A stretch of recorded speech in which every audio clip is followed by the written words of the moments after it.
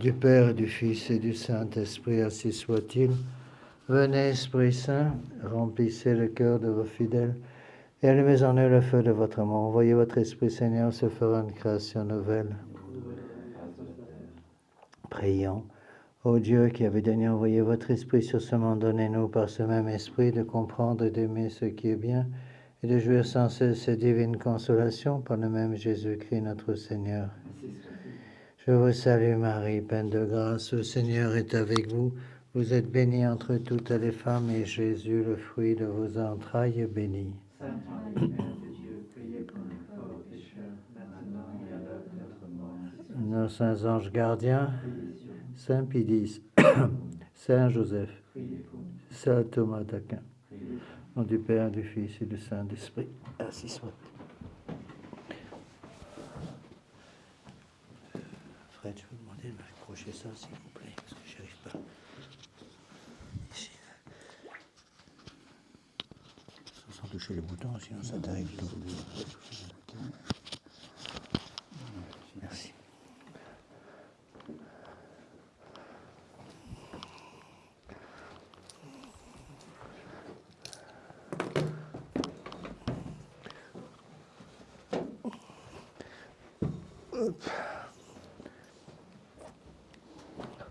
Alors, deux annonces importantes. D'abord, attention, je commence les retraites à la fin de ce mois, enfin en fait dans une semaine. Donc je vais être obligé d'interrompre, je ne pourrai pas donner le même nombre de conférences qu'avant. Parce que je prêche de retraite en mai, de retraite en juin, de retraite en septembre, de retraite en octobre. Donc pas de cours après pendant 2 semaines. Je reprendrai les cours le mercredi 3 juin. Aussi, beaucoup de personnes m'ont demandé pour les retraites. Donc actuellement, j'ai eu des annulations pour les retraites.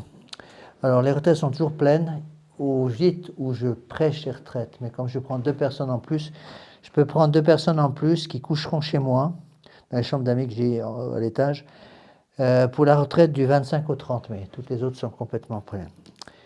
Alors, on continue avec cette magnifique encyclique du pape Léon XIII. Je vous rappelle, on est dans Satis Cognitum, sur l'unité de l'Église, du 29 juin 1896. Je pense que c'est une des rares encycliques de Léon XIII qui est relativement facile. Léon XIII n'est pas connu pour sa facilité de compréhension au niveau du texte. Les textes de Léon XIII sont en général assez difficiles d'accès parce qu'ils sont très élevés, je pense, au plan théologique, et nettement plus compliqués en général à expliquer. Une exception, c'est Satis Cognitum, qui est une encyclique relativement facile. Alors je vais reprendre d'abord ce qu'on a vu la dernière fois, reprendre en simplement les parties importantes, donc sur l'unité de l'Église. Donc rappelez-vous l'importance des 4 notes, une sainte, catholique et apostolique. L'Église catholique est l'unique Église, parce qu'elle est catholique justement, à présenter ces 4 notes. Elle est une. Alors, il faut bien se rappeler les choses. Encore une fois, on revient toujours au catéchisme. Unité de foi, de culte, de gouvernement. 3 unités. Sainteté du fondateur et des membres. Pas tous les membres. Ce n'est pas parce qu'on est des pécheurs que ça veut dire que l'Église n'est pas sainte. L'Église reste sainte. Catholique, ça veut dire universel, donc pour tous les temps, tous les lieux, toutes les personnes. Et apostolique, encore une fois, il ne faut pas oublier ça. Qui se rappelle les deux apostolicités de l'Église? La transmission. Voilà, c'est ça. C'est l'apostolicité historique et l'apostolicité dogmatique. Historique, ça veut dire du premier pape, Saint-Pierre, jusqu'au dernier pape, il y a une continuité physique et une historicité dogmatique qui est soutenue par la première, à savoir que la doctrine enseignée par notre Seigneur Jésus-Christ, transmise depuis Saint Pierre, doit être continuée au cours des temps. Donc il ne peut pas y avoir d'apostolicité historique sans apostolicité dogmatique. C'est ça que les gens modernes n'arrivent pas à comprendre. Ils pensent que dans l'esprit moderne, ça c'est fondamental à comprendre, ils pensent que le pape est quelqu'un qui peut faire ce qu'il veut. Le pape, il n'est pas propriétaire de l'Église. Il n'est pas propriétaire du dogme. Il est détenteur d'un pouvoir qui n'est pas le sien. C'est-à-dire qu'il est on dit qu'il est vicaire de notre Seigneur Jésus-Christ. Ça veut dire quoi? Ça veut dire qu'il est représentant de notre Seigneur Jésus-Christ et successeur de Saint-Pierre. Le pape n'est pas successeur de notre Seigneur Jésus-Christ. Il faut bien se mettre ça dans la tête. Le pape n'a aucune autorité pour changer le catéchisme. Le pape ne peut pas dire, bon, on m'a dit commandement, ça fait un peu trop, on va en supprimer 2 ou 3. Il peut pas, il n'a pas autorité pour ça. Et je dirais, à partir du moment où le pape n'agit plus comme vicaire de notre Seigneur Jésus-Christ, c'est une contradiction dans les termes mêmes. C'est comme si je parlais d'un cercle carré. Est-ce qu'un cercle peut être carré en même temps? C'est impossible. De la même façon, dans l'esprit de l'Église, est-ce qu'un pape qui est vicaire de notre Seigneur Jésus-Christ, dépositeur du dépôt de la foi, peut enseigner quelque chose qui va contre la foi? Réponse, c'est impossible. Sinon, il n'y a plus pas. Et ça, on va bien le voir avec les textes justement du pape Léon XIII. Donc, je reprends rapidement les parties qu'on a déjà expliquées la dernière fois. Je fais toujours la même chose, c'est-à-dire je commence le cours toujours en reprenant, dans les 10 premières minutes, reprenant ce qui a déjà été expliqué. Voilà ce que disait le pape. Donc, encore une fois, Satis Cognitum, 1896. N'oubliez pas, pour remettre dans le contexte historique, que Léon XIII est le pape qui a précédé Saint Pie X. À la suite de la mort de Léon XIII, on a Saint Pie X. Saint Pie X, c'est 1903-1914. Donc, le pape qui a précédé, c'est Léon XIII. Alors, je vous l'ai déjà dit, ça j'insiste aussi, parce que c'est très à la mode dans les milieux sédévacantistes de prétendre que Léon XIII est un gros libéral, ce qui est faux. Monseigneur Lefebvre nous a insisté lourdement là-dessus. Le pape Léon XIII n'est pas un libéral en matière dogmatique. Bon, par contre, il avait une faiblesse en matière politique. Il faut bien faire les distinctions. En matière politique, c'était un démocrate, influencé par la démocratie, ce qui lui a fait faire des grosses bêtises en matière politique, mais pas en matière doctrinale. En matière doctrinale, il n'y a rien à dire sur le pape Léon XIII. De toute façon, c'est impossible pour un pape, exerçant comme pape qui a l'intention d'obliger toute l'Église, de faire une erreur doctrinale. C'est impossible. Alors voilà ce que dit le pape. Donc, on a d'abord répondu, il posait une objection. Ceux-là sont dans une grande et pernicieuse erreur qui, façonnant l'Église au gré de leur fantaisie, se l'imaginent comme cachée, nullement visible. Et ceux-là aussi qui la regardent comme une institution humaine, munie d'une organisation, d'une discipline, de rites extérieurs, mais sans aucune communication permanente des dons de la grâce divine, sans rien qui atteste par une manifestation quotidienne et évidente la vie surnaturelle puisée en Dieu. Le pape répond, l'une et l'autre de ces deux conceptions est tout aussi incompatible avec l'Église de Jésus-Christ. D'accord ? Donc, l'Église n'est pas une sorte de cadavre, elle est le corps du Christ. Et ensuite, il précise, le Christ est un, donc l'unité de l'Église vient de l'unité dans le Christ, de l'union des deux natures visibles et invisibles. Ça veut dire quoi? Ça veut dire que de même que dans notre Seigneur Jésus-Christ, vous avez une unité l'unité substantielle avec une double nature, il est à la fois homme, à la fois Dieu, mais dans une substance, la substance divine, de la même façon, dans l'Église catholique, il doit y avoir aussi une unité. D'accord? De la même façon, dit-il, dit le pape, son corps mystique, qui est l'Église, n'est la véritable Église qu'à cette condition que ses parties visibles tirent leur force et leur vie des dons surnaturels et des autres éléments invisibles. Puis il précise, je pense simplement les parties importantes qu'on a déjà expliquées.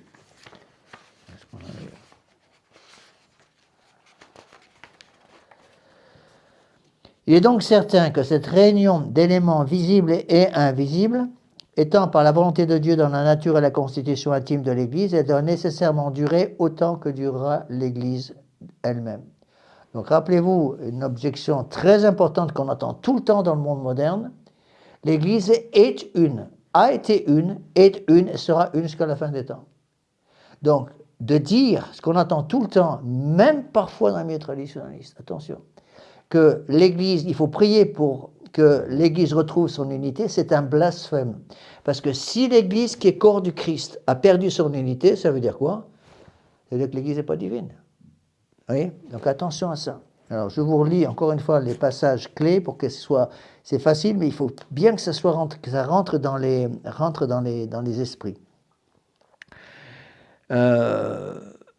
Saint Jean Chrysostome nous dit, ne te sépare point de l'Église, rien n'est plus fort que l'Église, ton espérance c'est l'Église, ton salut c'est l'Église, ton refuge c'est l'Église. Elle est plus haute que le ciel, plus large que la terre. Elle ne vieillit jamais, sa vigueur est éternelle. Donc l'Église n'a pas à s'adapter au monde. C'est le monde qui doit s'adapter à l'Église, pas pareil, d'accord? Elle durera donc autant que le soleil. Tant que le soleil continuera à se lever et à se coucher, c'est-à-dire tant que durera le cours même des temps, l'Église de Dieu, c'est-à-dire le corps de Christ, ne disparaîtra point du monde. D'accord ? Si l'Église, le même Père, donc Saint Jean Chrysostome, dit « L'Église chancellera et si son fondement chancelle. Et comment pourrait chanceler le Christ? Tant que le Christ ne chancellera point, l'Église ne fléchira jamais jusqu'à la fin des temps. » Donc, où sont ceux qui disent l'Église a disparu du monde, puisqu'elle ne peut même pas fléchir? Ensuite, il précise, l'Église a été fondée et constituée par Jésus-Christ notre Seigneur. Par conséquent, lorsque nous nous enquérons de la nature de l'Église, l'essentiel est de savoir ce que Jésus-Christ a voulu faire et ce qu'il fait en réalité. Et c'est d'après cette règle qu'il faut traiter, mais surtout de l'Église, de l'unité de l'Église. Donc, loin de nous, surtout dans le domaine de l'Église, on sait le faire insister lourdement là-dessus au séminaire. Il y a un mot dans cette doctrine-là qu'il faut supprimer de notre vocabulaire, c'est le mot « je ». Je pense que. On n'a rien à penser sur le sujet. On pense comme l'Église a toujours pensé. C'est le propre du catholique, c'est penser tel que l'Église catholique a toujours pensé. C'est ça qui tue le monde moderne. C'est qu'ils veulent absolument avoir des choses nouvelles, des pensées nouvelles, des façons de penser nouvelles, etc. Il n'y a pas à adapter l'Église au monde dans lequel on vit. Le simple fait de dire, c'est encore il faut réaliser ça, si je dis qu'il faut adapter l'Église au monde dans lequel on vit, c'est aussi un blasphème. Parce qu'en quelque sorte, on dit, on déclare, notre Seigneur Jésus-Christ n'a pas été capable de nous donner une Église qui soit voilà pour tous les temps. Donc s'il faut adapter l'Église au monde moderne, ça veut dire quoi? Ça veut dire qu'on peut changer la doctrine de l'Église en l'adaptant au monde dans lequel on vit. Vous voyez? Actuellement, on entend ça partout, surtout concernant l'indissolubilité du mariage. Hein. On est dans une situation telle qu'il faut changer, on peut changer la façon de penser. Bon, c'est pareil pour tous les vices contre nature. Maintenant, vous avez des conférences épiscopales entières qui demandent que Rome change la doctrine de l'Église concernant l'homosexualité, par exemple. Vous voyez? Alors, Rome, et encore une fois, il faut bien comprendre ces choses-là. Parce que les gens me disent, mais monsieur l'abbé, c'est pas si mauvais que ça. Regardez, le cardinal Marx, l'évêque de Munich, a fait des déclarations somptueuses, épouvantables, dans lesquelles il prétend que actuellement on peut parfaitement avoir des rituels pour marier entre guillemets des gens du même sexe ou des divorcés remariés. Et regardez, le pape n'a pas approuvé. Il n'a pas approuvé, mais il s'est tu. Et c'est ça le drame. Donc Léon XIV, le pape de l'Église de Vatican II, se tait alors qu'il devrait parler. Oui. Et quand on se tait en matière de doctrine, qui ne dit mot consent. Oui, c'est ça le drame. D'accord ? Alors, je continue avec les parties clés. Le sommet de la perfection de l'Église, comme le fondement de sa construction, consiste dans l'unité. Tout autre qu'on voudrait imaginer en dehors de celle-là, n'étant point fondé par Jésus-Christ, ne peut être la véritable Église du Christ. Donc, l'Église catholique étant l'Église unique et vraie, elle est donc l'unique Église qui est une. D'accord ? Où est-ce qu'on en est ? Alors, il y a encore quelques passages clés ici que je réexplique, que j'ai déjà expliqué. Le Fils de Dieu a décrété, je vais vite parce que j'ai déjà expliqué ça la dernière fois, le Fils de Dieu a décrété que l'Église serait son propre corps mystique auquel il s'unirait pour en être la tête. De même que dans le corps humain, qu'il a pris par l'incarnation, la tête tient aux membres par une union nécessaire et naturelle. Si quelques membres restent séparés et éloignés des autres membres, ils ne sauraient appartenir à la même tête que le reste du corps. Pour mieux montrer l'unité de son Église, Dieu nous la présente sous l'image d'un corps animé dont les membres ne peuvent vivre qu'à la condition d'être unis avec la tête et d'emprunter sans cesse à la tête elle-même leur force vitale. C'est pareil, il faut qu'il meure. Donc lorsque, dans l'Église moderne, on commence à prétendre qu'il faut changer la doctrine de l'Église, on se coupe de la tête. Se coupant de la tête, on se coupe de la vie même de l'Église. L'Église devient à ce moment-là un cadavre. D'accord ? Et c'est les pères de l'Église qui disaient tout le temps ça, tout ce qui sera séparé du centre de la vie de l'Église ne pourra plus vivre à part ni respirer. Ainsi, l'homme, tant qu'il vit dans le corps de l'Église, il est chrétien catholique. Séparé, il devient hérétique. L'âme ne suit point le membre amputé. Dès que un bout du corps humain a été coupé du corps humain, il est séparé du corps humain, il devient à ce moment-là comme un sarment qu'on coupe du cep. Étant coupé du cep, le sarment ne peut pas vivre. Tant que le sarment est relié au cep, même si ce sarment est sec, mais qu'il est relié au cep, à ce moment-là, il peut revenir à la vie. Une fois qu'il est coupé, c'est fini. L'Église du Christ, dit donc le pape, est donc unique et perpétuelle. Quiconque, ça c'est les pères de l'Église, là c'est Saint Cyprien, quiconque abandonne l'Église du Christ ne parviendra point aux récompenses du Christ. Quiconque ne garde pas cette unité, ne garde pas la loi de Dieu, et ne garde pas la foi du Père et du Fils, il ne garde pas la vie ni le salut. Ouais, on voit très bien, c'est très intéressant dans cette encyclique, il cite constamment les pères de l'Église. Tout le temps, tout le temps, tout le temps. Pour bien montrer que les pères de l'Église sont le fondement humain de l'Église. Voyez ? Et je dis souvent cet exemple pour les gens qui me font le reproche, parce qu'on me l'a fait très souvent, que j'explique l'Écriture sainte avec les cours sur l'Écriture sainte uniquement avec les pères de l'Église. Parce que c'est eux qui ont la clé d'interprétation de l'Écriture sainte. Ils n'ont pas simplement la clé d'interprétation de l'Écriture sainte, les pères de l'Église ont aussi la clé de survie de l'Église. C'est-à-dire, les papes se contentent de répéter ce que l'Église a toujours enseigné. Et vouloir se couper des pères de l'Église, c'est se couper de l'Église. Vous voyez ? Pour ça c'est fondamental à comprendre. Et dans les idées modernes, on voit très bien ça. Ce qu'ils veulent maintenant, c'est adapter au monde moderne. Et donc, ils se coupent des pères de l'Église et ils se coupent de saint Thomas d'Aquin. Se coupant des pères de l'Église, ils se coupent des fondements même de l'Église. Voilà, donc on s'en était arrêté là, donc on avance. Donc je continue avec ce texte. Je vais lire tout le texte, parce qu'il est très important, et je vais l'expliquer au fur et à mesure, comme j'ai fait jusqu'à présent. Or, une si grande, une si absolue concorde entre les hommes, dit le pape Léon XIII, doit avoir pour fondement nécessaire l'entente et l'union des intelligences. On ne peut pas avoir un corps unique avec plusieurs membres différents dans l'Église sans avoir une union des intelligences. Il faut tous penser la même chose. Et Monseigneur Lefebvre nous le disait tout le temps au séminaire.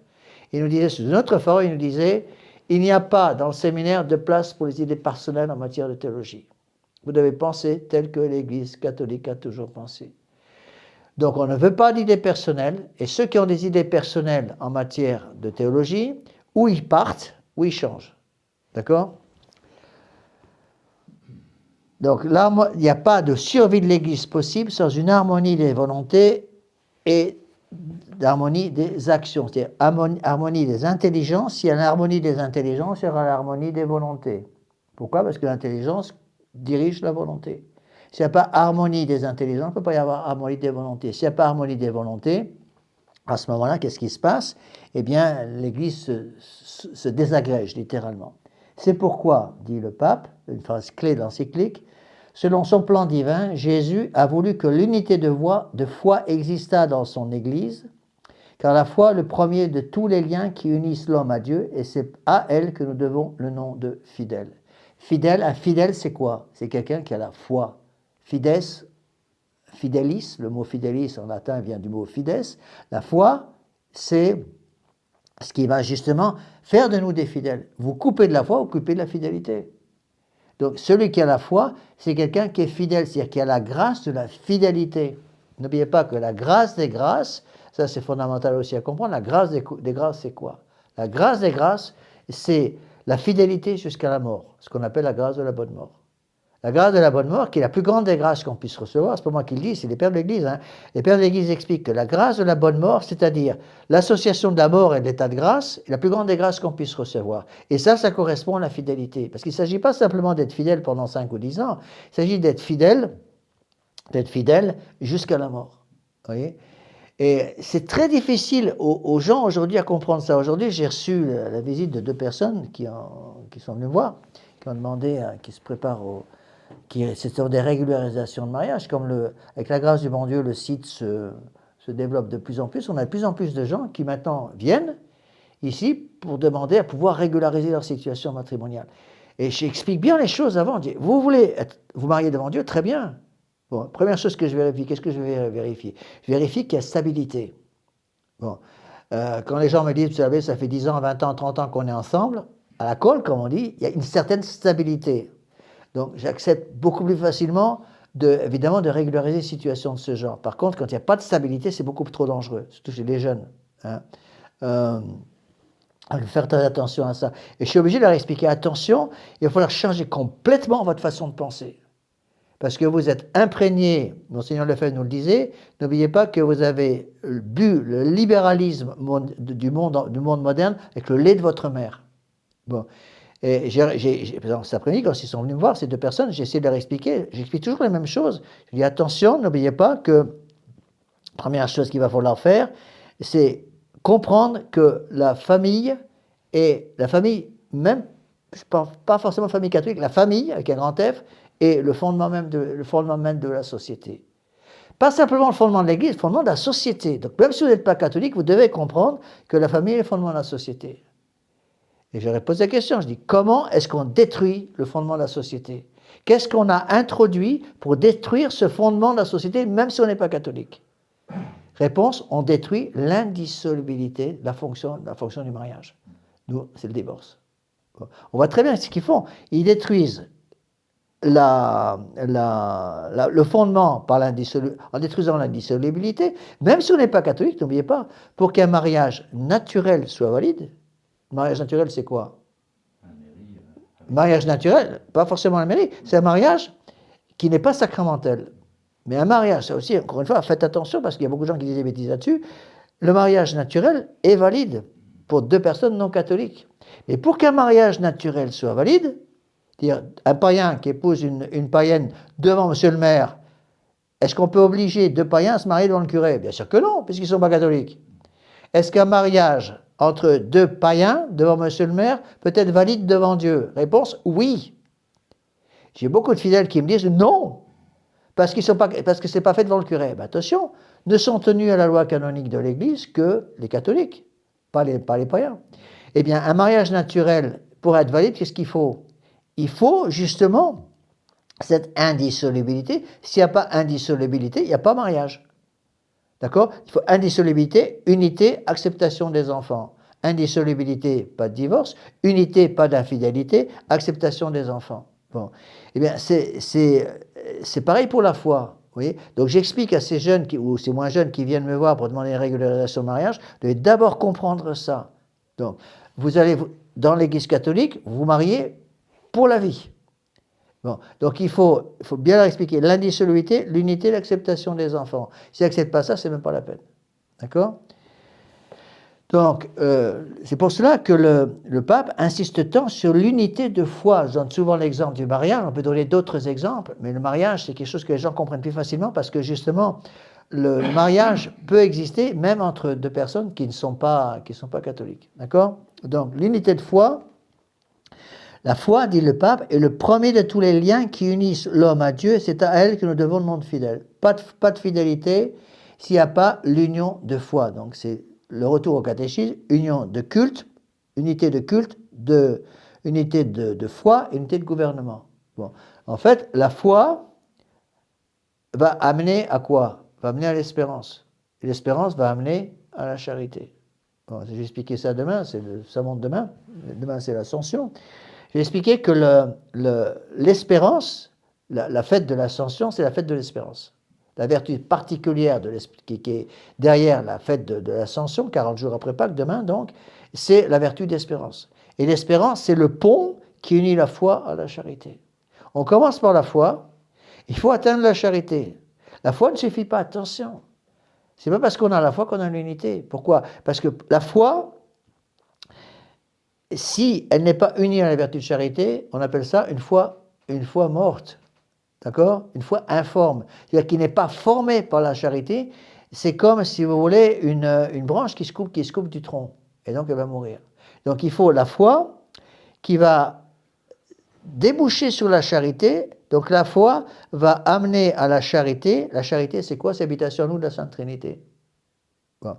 Et donc, le pont entre les deux, c'est l'espérance. L'espérance donne donc ce pont entre les deux. Ça, c'est fondamental à comprendre. C'est pour ça que le pape insiste, toute l'encyclique va être justement sur cette unité. Une unité, c'est unité de foi. La même foi, le même culte, le même gouvernement. C'est pour ça qu'il faut la même messe, les mêmes sacrements dans le monde entier, sinon il n'y a pas d'unité. D'accord? Un seul Seigneur, une seule foi, un seul baptême. C'est l'enseignement de Saint Paul aux Éphésiens. C'est-à-dire de même qu'ils n'ont qu'un seul Seigneur et qu'un seul baptême, ainsi tous les chrétiens dans le monde entier ne doivent avoir qu'une seule foi. C'est pourquoi l'apôtre Saint Paul ne prie pas seulement les chrétiens d'avoir tous les mêmes sentiments et de fuir le désaccord des opinions, mais il les en conjure par les motifs les plus sacrés. Je vous conjure, mes frères, par le nom de notre Seigneur Jésus-Christ, de n'avoir tous qu'une même louange, qu'un même langage, et de ne pas souffrir de schisme parmi vous, mais d'être tous parfaitement unis dans le même esprit, dans les mêmes sentiments. Ces paroles, assurément, n'ont pas besoin d'explication, sont assez éloquentes par elles-mêmes. Donc on voit très bien que pour détruire le fondement de l'Église, il faut détruire l'unité. Et c'est exactement ce qu'ils font. Quand on parle de Vatican II et qu'on arrête l'Église, on commence l'Église en Vatican II, on coupe l'unité de foi. Et c'est la question, encore une fois, je m'excuse de me répéter, mais il faut bien que ça rentre, surtout pour ceux qui m'écoutent sur Internet, qui connaissent mal leur foi. N'oubliez pas que Vatican II, c'est le 21e concile. Il y a eu 20 conciles avant. La question qu'il faut poser aux curés modernes, c'est pourquoi vous ne parlez jamais des 20 conciles qui ont précédé? De même, on n'arrête pas de nous rabâcher les oreilles des 6 derniers soi-disant papes de l'Église de Vatican II. Pourquoi ils ne parlent jamais des 160 papes qui ont précédé? Vous voyez, il y a eu 160 papes avant, 160 ou 260, je ne sais jamais, je crois que c'est 160. 160 papes depuis Saint-Pierre jusqu'à Pie XII. Pourquoi on n'en parle jamais? Pourquoi c'est...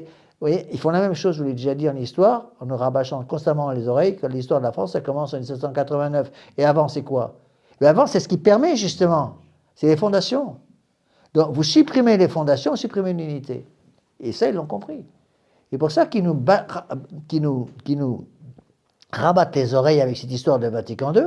Et maintenant, Vatican II, ça devient trop vieux. Ils commencent à parler de plus en plus de Vatican III. C'est la révolution dans l'Église.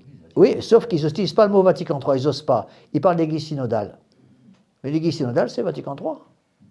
C'est Vatican III. Et une fois que Vatican III sera là, ils vont arriver à Vatican IV. Et ils travaillent. Les gens ne se rendent pas compte. Par exemple, je donne un exemple. Léon XIV, il y a quelques jours, a reçu à Rome la nouvelle chef de l'Église anglicane, qui est une femme, archevêque de Canterbury, et il l'a reçue comme un évêque. Or, le pape Léon XIII, de manière infaillible, a décrété que les ordinations anglicanes étaient invalides. Donc, c'est une laïque. Donc, en la reconnaissant comme évêque ou archevêque, ça veut dire quoi? Il dit l'Église catholique s'est trompée pendant 20 siècles. Léon XIII qui déclare infailliblement l'invalidité des ordinations anglicanes parce qu'ils ont perdu justement l'unité de l'Église, eh bien, en déclarant que cet archevêque, dont j'ai oublié le nom, entre guillemets, archevêque entre guillemets évidemment, est chef réel de l'Église anglicane, l'accueillant comme évêque à Rome, eh bien, il détruit complètement l'unité de l'Église. Il faut faire très attention parce que si on touche sur l'unité, tout s'écroule. Tout s'écroule. Parce que l'unité, c'est en quelque sorte l'unité va permettre l'unité de foi. La foi, c'est la première pile du pont. Après, il y a l'arche. Et au-dessus, après, ça habite. De l'autre côté de la vallée, c'est la charité. Bon, et demain, j'expliquerai que pour qu'un pont tienne, il faut le haut-baner.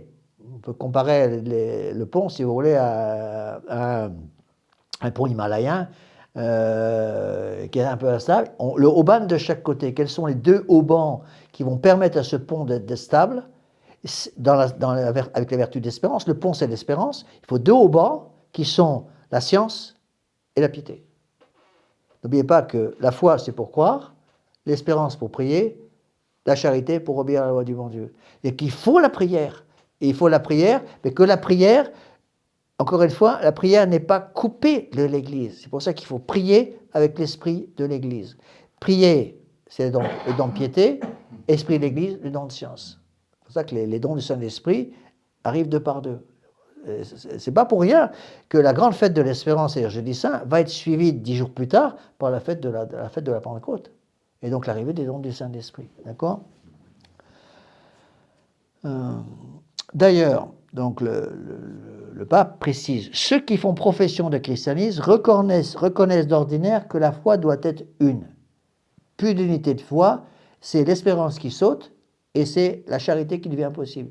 Si l'espérance saute, le pont est détruit. Il n'y a plus de pont qui va de la foi à la charité. Plus de pont qui va de la foi à la charité, il n'y a plus moyen d'obtenir la grâce du bon Dieu. D'accord? N'oubliez pas encore une fois, ça j'ai déjà expliqué souvent, que la foi et l'espérance sont absolument nécessaires au salut ici-bas. Est-ce que la foi et l'espérance sont nécessaires au paradis? Non, parce qu'on voit Dieu, pas besoin d'espérance, parce qu'on le voit. Pas besoin de foi non plus. Par contre, ici-bas, oui. La foi doit être une. Le point le plus important, c'est le pape qui parle, le point le plus important et absolument indispensable, celui où beaucoup tombent dans l'erreur, c'est de discerner de quelle nature et de quelle espèce est cette unité. D'accord? Parce qu'on nous rabat les oreilles de ces choses-là. Vous devez être unis avec le pape actuel. Donc vous n'êtes pas avec Léon XIV, donc vous n'êtes pas dans l'Église. Réponse? Léon XIV, pour être pape, doit être uni avec les 20 conciles œcuméniques qui ont précédé Vatican II. Est-ce qu'il est uni avec ces conciles œcuméniques? Le pape, pour être pape, doit être uni avec les 160 papes qui l'ont précédé. Est-ce qu'il est uni avec cela? S'il n'est pas uni avec la foi de l'Église pendant 20 siècles, c'est-à-dire manifestée par les 20 premiers conciles œcuméniques, c'est qu'il tout simplement il n'est pas dans l'unité. C'est lui qui a détruit l'unité. Et de même, s'il ne suit pas l'apostolicité historique et dogmatique, suivant les 160 papes d'avant Jean 23, eh bien à ce moment-là, tout est détruit, tout se détruit. Et c'est pour cela, il nous parle à longueur de journée d'unité. Il faut être un avec Léon XIV, mais j'oublie que pour être un avec Léon XIV, il faudrait d'abord que Léon XIV soit un avec ce qu'a fait l'Église pendant 20 siècles. Sinon, tout s'écroule. Vous voyez? Encore une fois, Monseigneur Lefebvre a beaucoup insisté là-dessus. Il nous disait tout le temps, le pape reçoit une lettre, il est comme le facteur vient, donne une lettre qu'il n'a pas écrite lui-même. Il transmet une lettre, et le pape la lit, la transmet au successeur. Vous voyez? Donc, on voit très bien dans l'Église d'aujourd'hui qu'ils veulent attaquer la transmission. Ils font la même chose avec la famille. Pour que les parents n'aient plus rien à transmettre. Je vais donner l'exemple d'un de nos fidèles qui m'a dit ça, qui a malheureusement une famille éclatée, et qui me dit, monsieur l'abbé, c'est terrible parce que actuellement je reçois des lettres des juges des familles qui disent, il a une fille qui a 10 ans, ils me disent, je n'ai pas le droit, d'après les juges, d'obliger ma fille à quoi que ce soit. Si je l'oblige à prier, je suis en tort. Si je l'oblige à aller à la messe, le dimanche, je suis en tort. Si je l'oblige à mettre une mantille à la chapelle, je suis en tort. Si je l'oblige à s'habiller correctement, je suis en tort.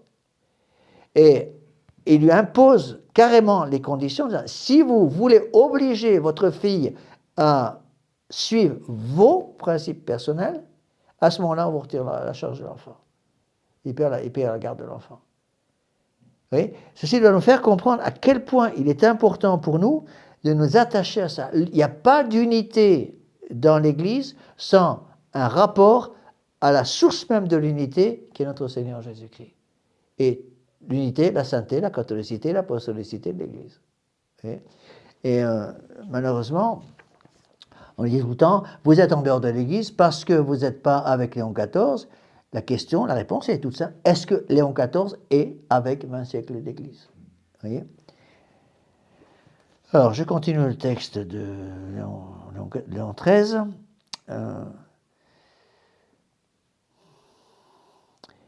Ici, comme nous l'avons fait plus haut dans une question semblable, il ne faut pas juger par opinion, par conjecture, mais d'appeler la science des faits. Il faut rechercher, constater quelle est l'unité de foi que Jésus-Christ a imposée à son Église. Il va expliquer.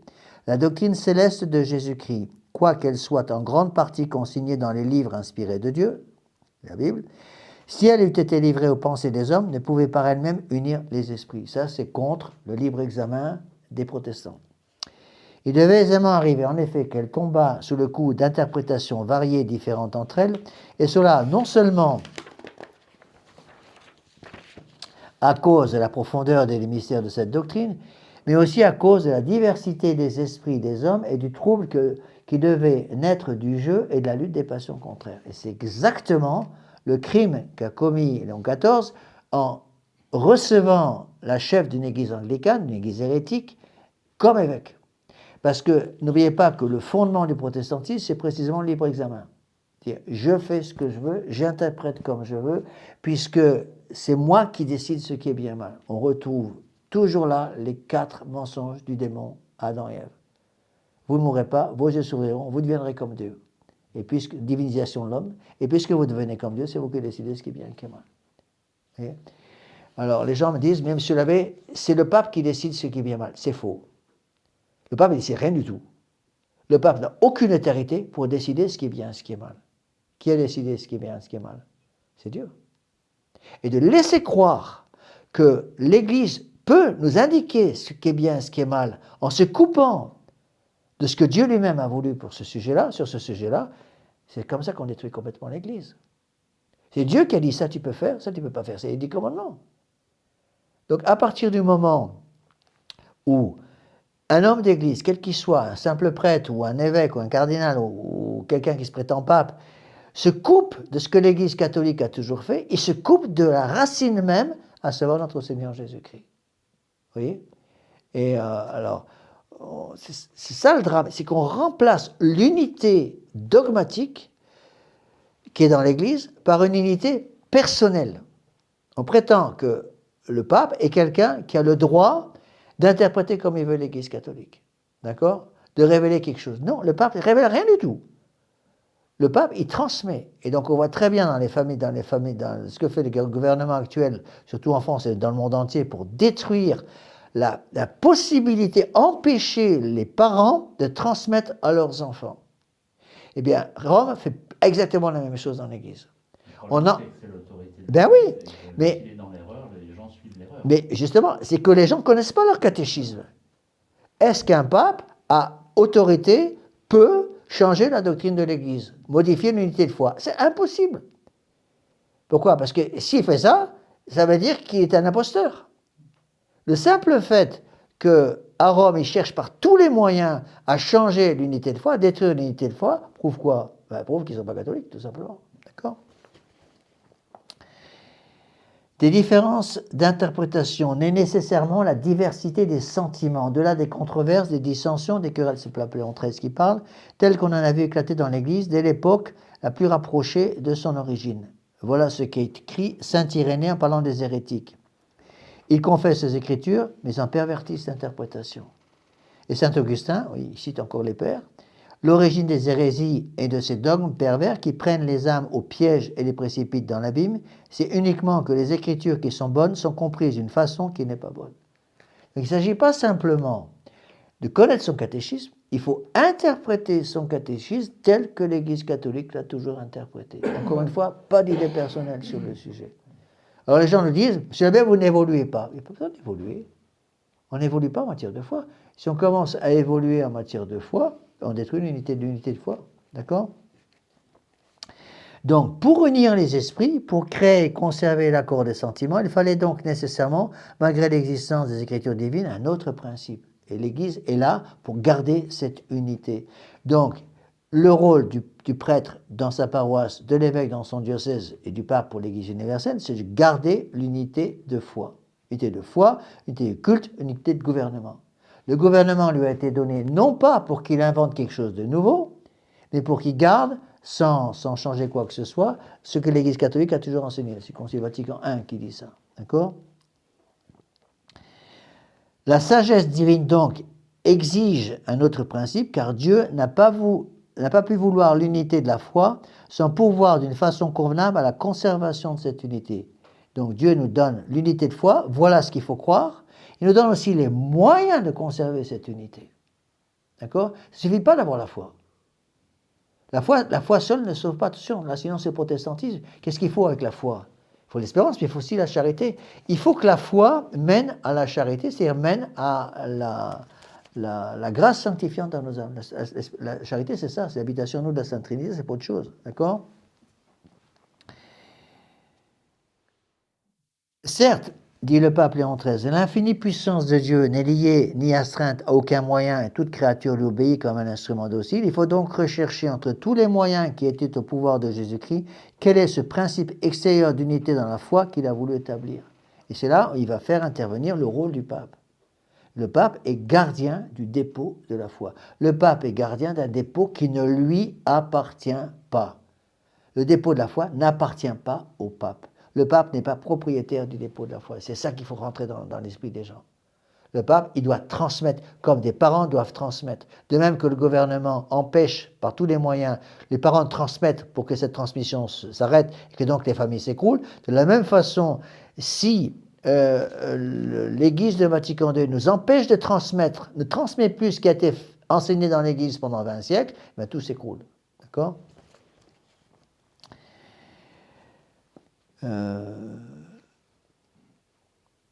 Et pour comprendre justement ce principe d'unité dans la foi, il faut remonter, dit le pape Léon XIII, par la pensée aux premières origines du christianisme. Les faits que nous allons rappeler sont attestés par les saintes lettres et connus de tous. Jésus-Christ prouve, par la vertu de ses miracles, sa divinité, sa mission divine.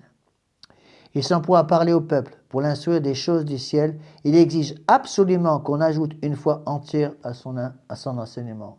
Il n'y a pas d'interprétation personnelle. Il exige sous la sanction de récompense ou de peine éternelle. Il n'y a pas de liberté de conscience dans l'Église. Et ce n'est pas pour rien que le fondement de toutes les erreurs de Vatican II, il y a une chose, liberté de conscience. Et c'est pour cela que l'Église catholique a toujours condamné la liberté de conscience. Essayer d'expliquer à un moderniste que la liberté de conscience a été condamnée par l'Église. Bon courage, c'est impossible.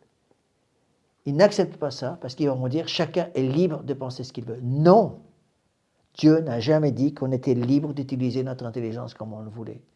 L'intelligence a pour objet formel le vrai. Il n'y a qu'un seul vrai. Donc on n'a pas le droit d'utiliser notre intelligence pour aller au faux.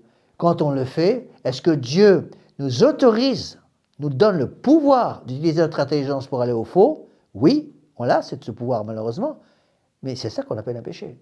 Le péché, c'est quoi? C'est le refus d'utiliser son intelligence pour atteindre le vrai. Vous voyez? Et le problème, c'est que, rappelez-vous la doctrine ancienne, le poisson pourrit par la tête. Ça veut dire quoi? Le poisson pourrit toujours par la tête. C'est-à-dire, le mal vient toujours de la perversion de l'intelligence.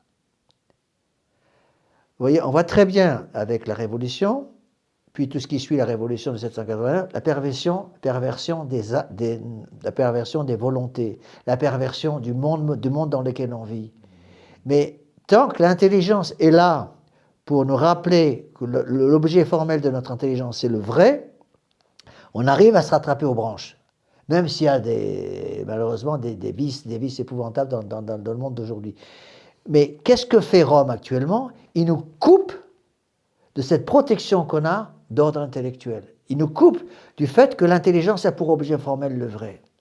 Et ça, ils ne veulent plus l'enseigner. Ils vont dire, chacun est libre d'utiliser sa propre intelligence pour faire son propre vrai. Rappelez-vous le mensonge à Adam et Ève, vous allez décider ce qui est bien, ce qui est mal. L'Église catholique a décidé pendant 20 siècles ce qui était bien, ce qui était mal en suivant les commandements de Dieu, mais vous maintenant, en 2026, vous êtes libres de faire ce que vous voulez. Et en fait, compte, l'Église de Vatican II fait exactement ce que les juges pour enfants font avec les parents qui veulent maintenir leurs enfants dans la droite ligne catholique. Vous n'avez pas le droit d'imposer à vos enfants quoi que ce soit, ils sont libres. Il faut leur répondre, alors si mon enfant joue avec un gros, de 6 ans, joue avec un couteau de boucher long comme ça, il faut le laisser libre? Bon, vous voyez? Et c'est ça le drame. C'est que ces fausses idées sont passées dans les intelligences. Et lorsque les intelligences sont viciées, on ne peut plus rien faire. Et c'est pour ça que Monseigneur Lefebvre, je vous l'ai déjà dit, je ne sais pas combien de fois, parce que c'est une des choses qui m'a plus frappé, je vous l'ai déjà dit, Monseigneur Lefebvre nous a dit, votre premier travail de prêtre, c'est de réapprendre aux gens à penser droit. Si on n'apprend pas aux gens à penser droit, on perd tout. Et c'est exactement ce qui se passe à Rome actuellement. Ils ne sont plus capables de penser droit. Ils ne sont plus capables de penser droit, et c'est pour ça qu'ils ont... Il n'y a pas qu'à Rome non plus. Oui, d'accord, mais ça vient de Rome, parce que Rome, c'est la tête. On n'est plus capable de penser droit, ils ne sont plus capables de penser droit, et c'est pour ça qu'ils ont éliminé saint Thomas d'Aquin. Parce que Monseigneur Lefebvre nous le disait tout le temps, si vous êtes formé avec saint Thomas d'Aquin, sur le plan intellectuel, sur le plan philosophique, vous ne pouvez pas devenir moderniste, c'est impossible. Donc, il voulait que les gens deviennent modernistes. Donc, qu'est-ce qu'on a fait? On a supprimé saint Thomas d'Aquin. Supprimé saint Thomas d'Aquin. Vous voyez? Et alors, le drame, c'est ça, c'est que que le gouvernement en France nous dise qu'il ne faut plus rien transmettre, je dirais c'est logique. Pour un révolutionnaire, c'est logique, surtout rien transmettre. Par contre, quand on entend Rome dire la même chose, directement ou indirectement, c'est épouvantable. Parce que là, c'est en principe, je dis bien en principe, la tête. Bon. Et notre Seigneur Jésus-Christ nous a bien dit qu'il fallait juger l'arbre à ses fruits. Et les fruits sont là. Les fruits sont là, c'est-à-dire qu'on voit très bien qu'aujourd'hui, ils ne sont plus capables de transmettre quoi que ce soit, donc il n'y a plus de fruits. Il n'y a que des fruits de mort. Il suffit de regarder ce qui se passe dans le monde moderne. Et donc, puisqu'il n'y a que des fruits de mort, il faut savoir remonter. Si l'arbre, les fruits sont mauvais, est-ce qu'un bon arbre peut donner des bons fruits? Des mauvais fruits? C'est impossible. Un mauvais arbre donne toujours des mauvais fruits, et un bon arbre donne toujours des bons fruits. Or, les fruits sont mauvais, donc l'arbre est mauvais. Alors, l'arbre est mauvais, attention. Ça ne veut pas dire que l'arbre de l'Église est mauvais, parce que l'Église est parfaite dans son essence même. Par contre, ce qui se présente comme la tête, étant mauvaise, va pervertir toutes les intelligences. Et donc le drame aujourd'hui, il est là, la perversion des intelligences. Réapprendre aux gens à penser droit. Donc, pour réapprendre aux gens à penser droit, bon courage. Hein. Il faut commencer par les couper les écrans. Ça, c'est pratiquement impossible. On n'y arrive plus, malheureusement. Vous voyez. Et le problème, c'est que je vois même dans nos familles, ils ont du mal. Hein. Moi, j'ai malheureusement actuellement deux cas douloureux dont je m'occupe un peu de ménages en train d'exploser en plein vol, malheureusement. Et à chaque fois, ça vient aussi des écrans. Hein.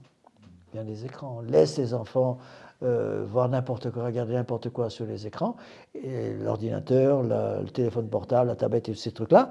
Et du coup, eh bien, qu'est-ce qui se passe? Ils se pervertissent l'intelligence. Se pervertissant l'intelligence, ils n'ont plus de contrôle du navire. C'est comme un navire qui a perdu son gouvernail. Un navire sans gouvernail, c'est comme un homme sans intelligence. D'accord? Non. Encore une fois, réapprendre à penser droit. C'est pour cela, avec raison, que Monseigneur Lefebvre nous interdisait au séminaire, je l'ai déjà dit plusieurs fois, je m'excuse de me répéter, il nous interdisait au séminaire en première année d'étudier directement saint Thomas d'Aquin. Il voulait d'abord qu'on réapprenne à penser droit, qu'on nettoie son âme, de telle façon qu'on soit en état de grâce, bien sûr, bonne confession générale, mais aussi qu'on réapprenne à user normalement notre intelligence. Et tant qu'on n'a pas appris à utiliser normalement notre intelligence, il n'y a plus rien à faire. Je continue le texte de Léon XIII. Il va citer Saint Jean, « Si je ne fais pas les œuvres de mon Père, dit notre Seigneur, ne me croyez pas. Si je n'eusse point fait parmi eux des œuvres qu'aucun autre n'a faites, il n'aurait point de péché, dit Saint Jean. Mais si je fais de telles œuvres, et si vous ne voulez pas me croire, moi-même, croyez à mes œuvres. » Donc tout ce qu'il ordonne, notre Seigneur l'ordonne avec la même autorité. Écoutez cette phrase qui est clé. Dans l'assentiment d'esprit qu'il exige, il n'accepte rien, il ne distingue rien. C'est tout ou rien. Rappelez-vous ce que je vous ai expliqué plusieurs fois, on ne peut pas être catholique à 95%. On peut être quasi circo, mais... Ben non. Un catholique ne peut pas être catholique à 95%. Parce que de dire que notre Seigneur Jésus-Christ se trompe sur 5% de ses dogmes ou sur 100% de ses dogmes, c'est pareil. Il n'est pas Dieu. D'accord? Donc, ceux donc qui écoutaient Jésus, s'ils voulaient arriver au salut, avaient le devoir non seulement d'accepter en général toute sa doctrine, mais de donner un plein assentiment de l'âme à chacune des choses qu'il enseignait. Refuser en effet de croire ne fût-ce qu'en un seul point à Dieu qui parle est contraire à la raison, et contraire à la foi. Donc si je nie un seul dogme de foi, je ne suis pas un mauvais catholique, je ne suis plus catholique, tout simplement. Sur le point de retourner au ciel, il envoie ses apôtres en les revêtant de la même puissance avec laquelle son Père l'a envoyé lui-même. Il leur ordonne de répandre et de semer partout sa doctrine. Toute puissance m'a été donnée dans le ciel et sur la terre. Allez donc et enseignez toutes les nations, leur enseignant à observer tout ce que je vous ai ordonné. Donc seront sauvés tous ceux qui croiront aux apôtres. Ceux qui n'obéiront pas périront. Et la grande citation, celui qui croira sera baptisé, sera sauvé, celui qui ne croira pas sera condamné. Ça condamne toute la liberté de conscience.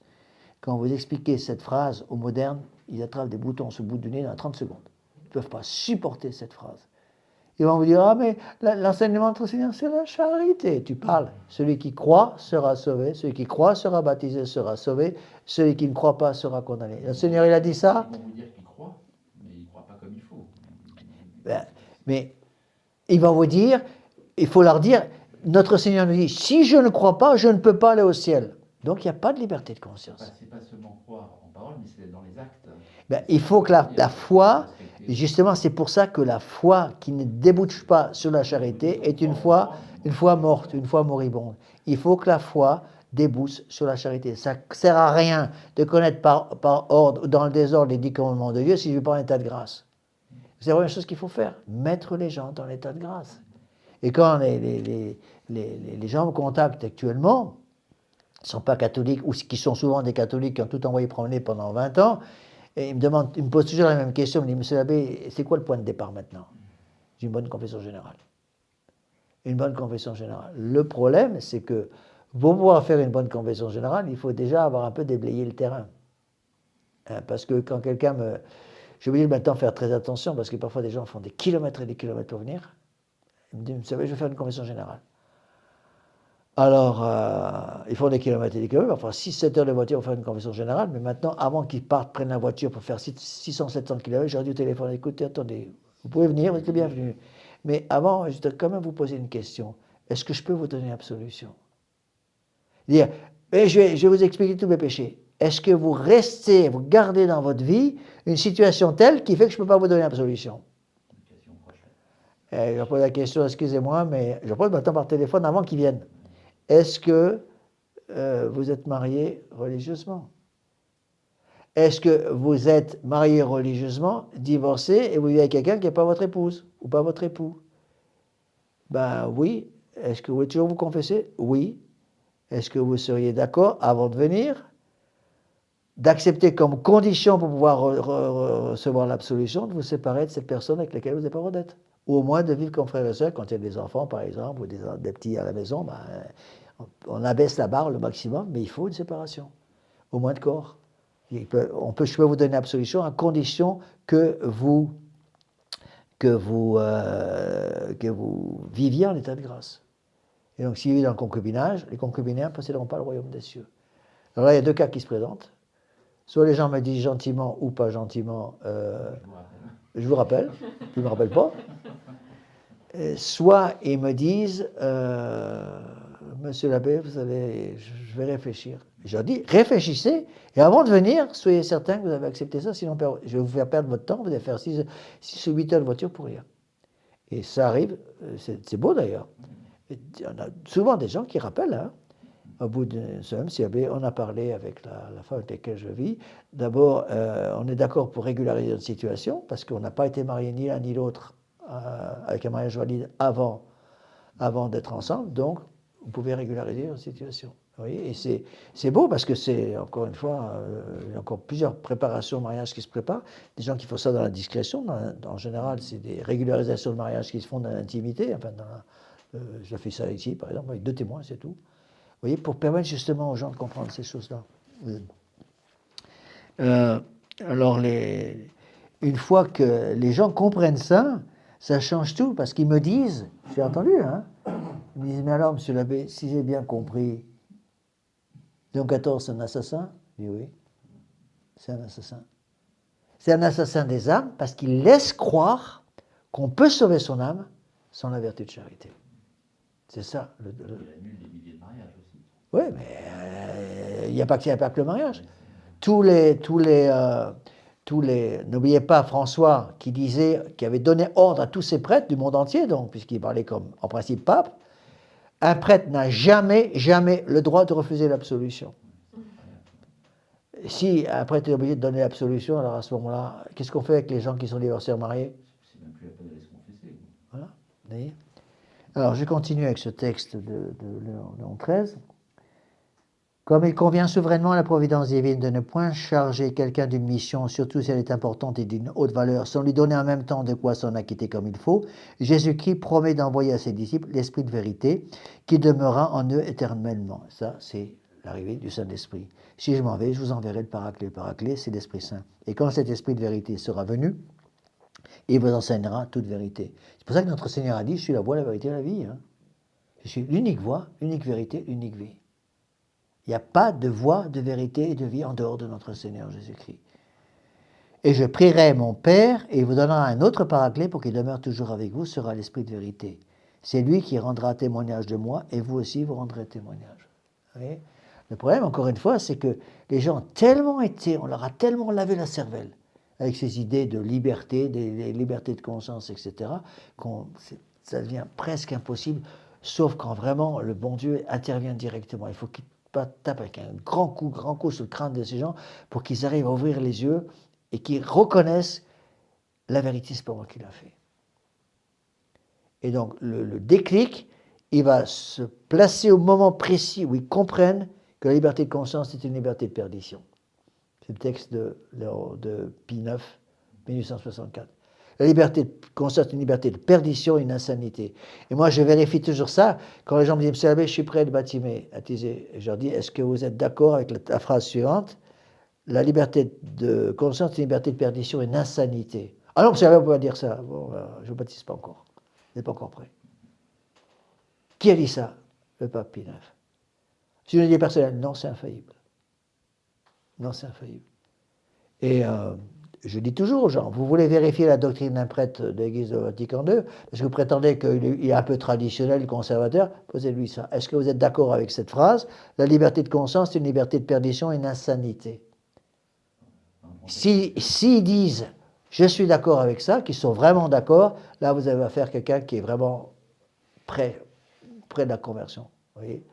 Et malheureusement, n'oubliez pas qu'en face de ça, vous avez Vatican II, et en 65, ils ont fini le Concile Vatican II avec ça, hein. Ils ne sont pas fous, hein. Ils ont fait ça tout à fait à la fin. Tous les évêques voulaient vite rentrer chez eux, ils en avaient assez de ce concile qui s'est éternisé.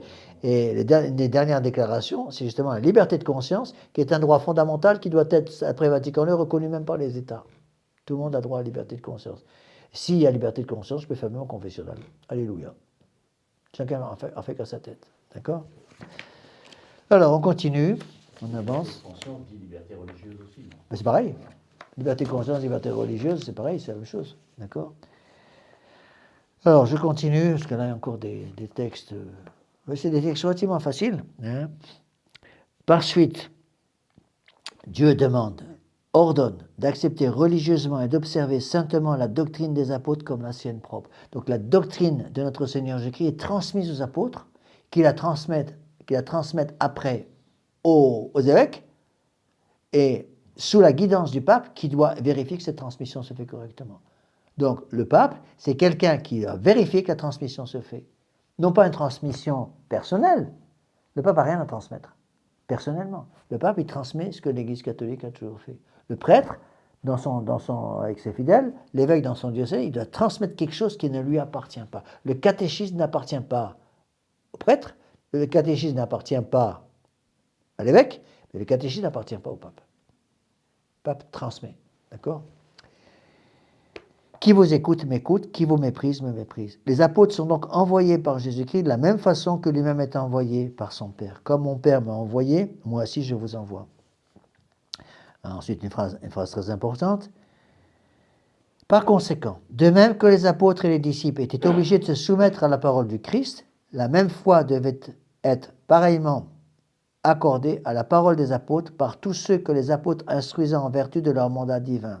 Il n'était donc pas plus permis de répudier un seul précepte de la doctrine des apôtres que de rejeter quoi que ce fût de la doctrine de Jésus-Christ lui-même.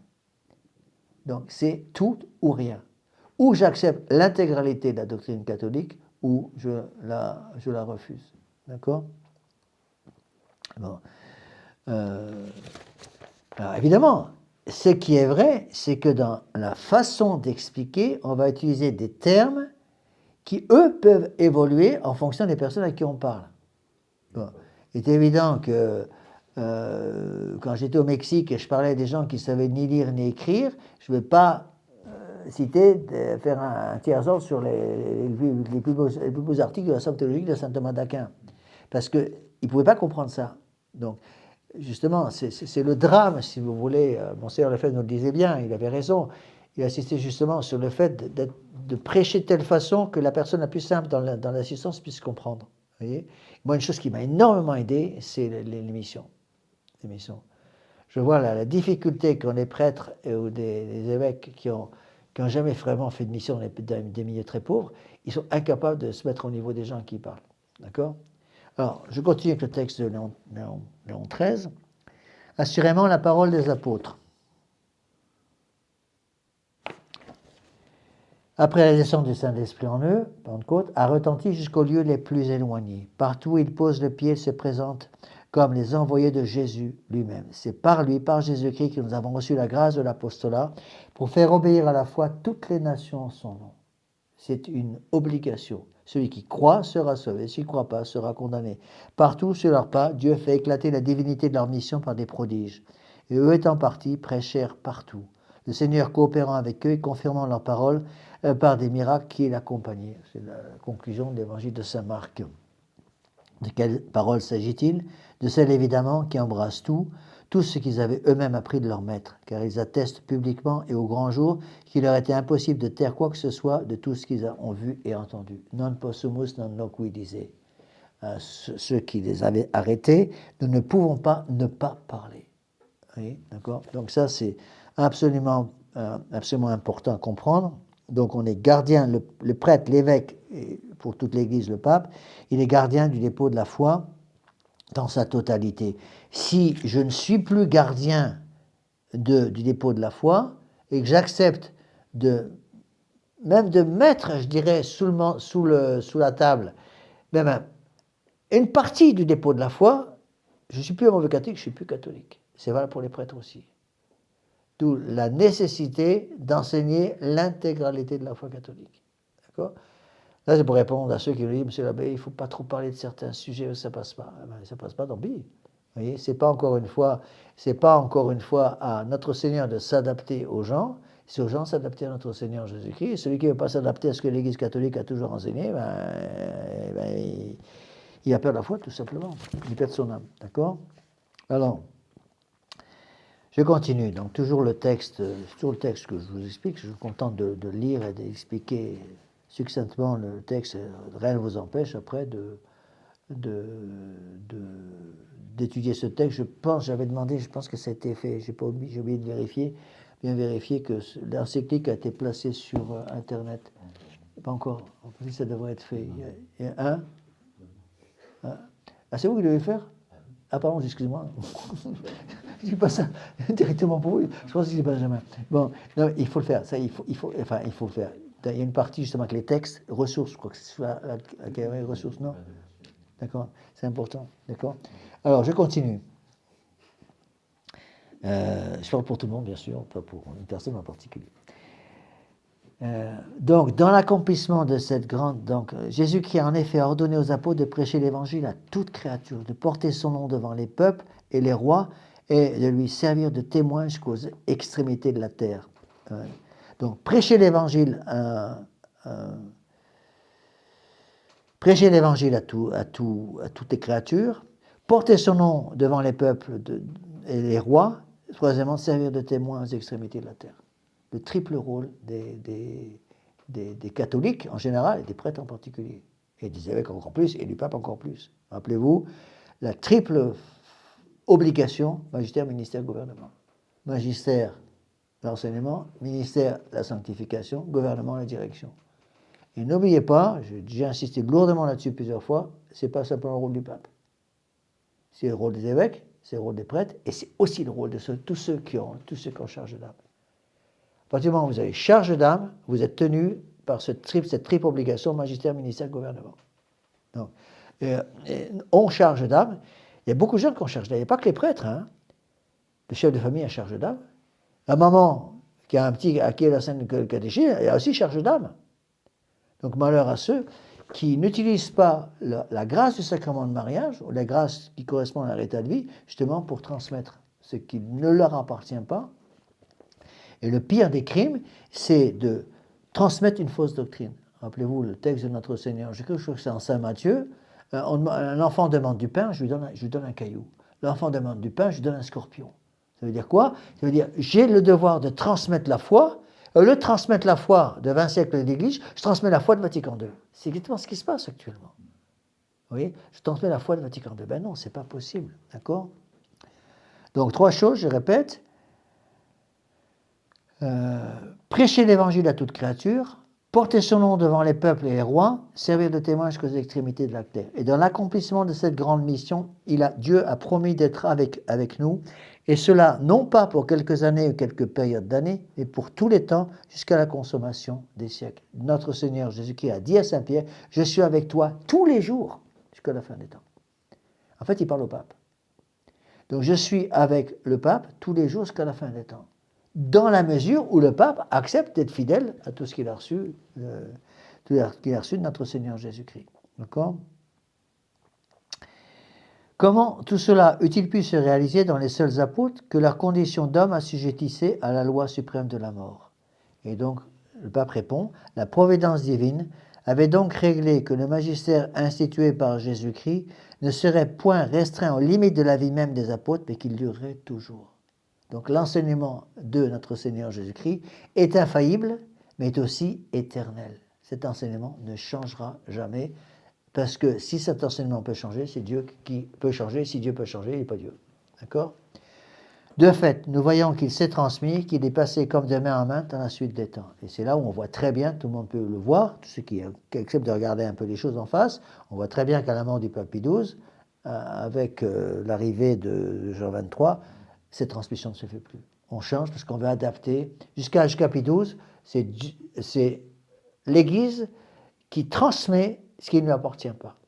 À partir de la mort du pape Pie XII, l'arrivée de Jean XXIII qui prépare Vatican II, c'est l'homme qui refuse la doctrine catholique, et donc au lieu de transformer l'homme, convertir l'homme pour qu'il comprenne la doctrine catholique, on transforme la doctrine catholique et on l'adapte à l'homme. Le but devient l'homme et non plus la doctrine. C'est l'homme qui remplace Dieu, c'est la divinisation de l'homme. Encore une fois, on revient au même mensonge, vous deviendrez comme des dieux. D'accord ? Et la conséquence directe, ça aussi qu'il faut impérativement arriver à comprendre, la conséquence directe du fait qu'on accepte maintenant la liberté de conscience, c'est la divinisation de l'homme. Parce que s'il y a une liberté de conscience, ça veut dire qu'il n'y a plus d'obligation de soumettre son intelligence à l'intelligence divine. Il n'y a plus d'obligation, il n'y a plus d'objectivité de conscience. Je ne me soumets pas à une vérité qui existe indépendamment de moi, je fais ma propre vérité parce que je soumets la vérité à chaque intelligence. Autant de vérité que d'intelligence. C'est ça qui est enseigné. Et ça, c'est Vatican II. Hein. Vatican II, ils le disent expressément qu'il faut respecter toutes les religions, qu'il faut respecter toutes les vérités parce que chacun fait sa propre vérité. Et ça, c'est condamné par l'Église. Parce que la vérité, elle est unique, elle ne vient pas du pape. La vérité, elle vient de notre Seigneur Jésus-Christ. Avec du bon sens, on doit imaginer s'il y a une vérité, il peut y en avoir. Mais le problème, c'est que le bon sens n'existe plus. Voilà. Le bon sens, il se perd. Il se perd complètement parce que, justement, les gens, si vous voulez, on leur a tellement lavé la cervelle qu'ils ne sont plus capables. Il n'y a plus d'intelligence, c'est la bouillie poucha là-haut. Et surtout quand les gens passent des heures et des heures et des heures à faire travailler leur ordinateur ou je sais qu'on sait qu'ils travaillent des ordinateurs. Ce que je veux dire, c'est qu'on voit très bien qu'ils ne sont plus capables d'utiliser l'intelligence. Je vous ai déjà donné cet exemple qui m'a ahuri.